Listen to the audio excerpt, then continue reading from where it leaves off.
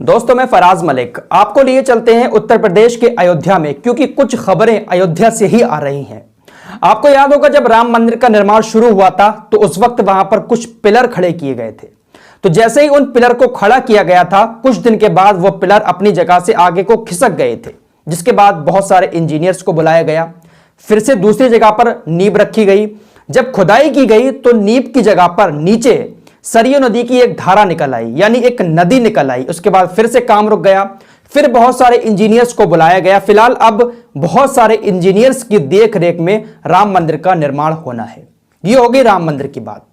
अब आपको बता दें, जो मस्जिद 5 एकड़ की जमीन जो दी गई थी धनीपुर में कि यहां पर मस्जिद बनाई जाएगी बाबरी मस्जिद की जगह, उस मस्जिद का शिलान्यास 26 जनवरी को कर दिया गया है मुस्लिम पर्सनल लॉ बोर्ड की तरफ से। लेकिन इसके बाद एक और नया मामला सामने आया था। जो जमीन मस्जिद के लिए दी गई थी उस पर 2 लड़कियों ने अपना मालिकाना हक जता दिया। उसको लेकर वो सीधी हाईकोर्ट पहुंच गई। उन्होंने कहा कि यह जमीन हमारी है, इस पर हमारा मालिकाना हक है, यह जमीन हमें मिलनी चाहिए, जिसको लेकर वो हाईकोर्ट में पहुंच गई थी। लेकिन फिलहाल हाईकोर्ट ने अब इस मामले को खत्म कर दिया है। जो जमीन मस्जिद को दी गई थी वहां पर मस्जिद ही बनेगी। लेकिन इसको लेकर काफी ज्यादा चर्चा हुई थी कि देखिए अब इस मस्जिद की जमीन पर भी मालिकाना हक दिखाने वाले आ गए हैं और अब इस मस्जिद का मामला भी लंबा चलेगा, केस लंबा चलेगा और मस्जिद जो है उसका निर्माण टल जाएगा। लेकिन ऐसा नहीं हुआ। हाईकोर्ट ने इस पर फैसला सुना दिया है, जो मस्जिद की जगह दी गई थी वहां पर अब मस्जिद ही बनेगी। लेकिन अब एक खबर नई अयोध्या से आ रही है। अयोध्या के अंदर योगी आदित्यनाथ का दौरा था। जिस तरीके से हरिद्वार के अंदर हरी पैड़ी बनाई गई है, बनी हुई है, इसी तरीके से अयोध्या में राम की पैड़ी बनाई गई। आनन फानन में एक हफ्ता पहले अयोध्या के अंदर राम की पैड़ी बनाई गई।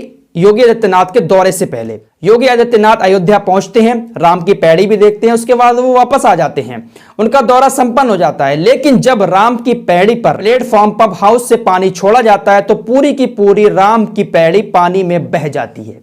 जो राम की पैड़ी बनाई गई थी वो पूरी की पूरी राम की पैड़ी पानी में बह गई। अब सिर्फ आपको वहां पर सरिया ही नजर आता होगा।